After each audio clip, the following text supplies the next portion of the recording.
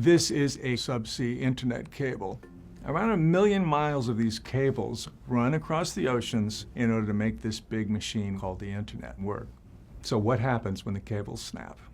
In March, countries along the coast of West Africa lost internet. Hospitals couldn't locate patients' records. Employers couldn't pay their employees. There were rumors of a coup.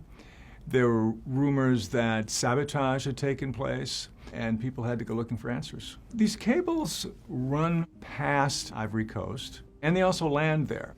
The cables go through a canyon that begins near the coastline and then plunges seaward and gets deeper and deeper. The canyon is called Trou sans fond, which means the bottomless hole. On March 14th, an avalanche gets set loose in the bottomless hole, and as it's coming down that canyon, one by one, the cables snap. There are so many ways that the internet can physically break. You can have an earthquake. You can have anchors that pass by and pick these cables up and tear them in pieces.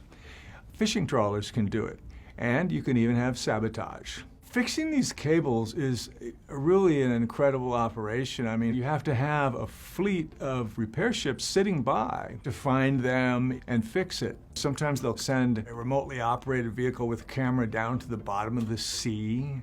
Once they find the break in the cable, they have to bring that cable back up to the surface, then delicately fuse them back together, drop it back down into the ocean, and make sure that it's still carrying signals. Any incident like this is a wake-up call for the countries, the organizations, the companies, and the people involved.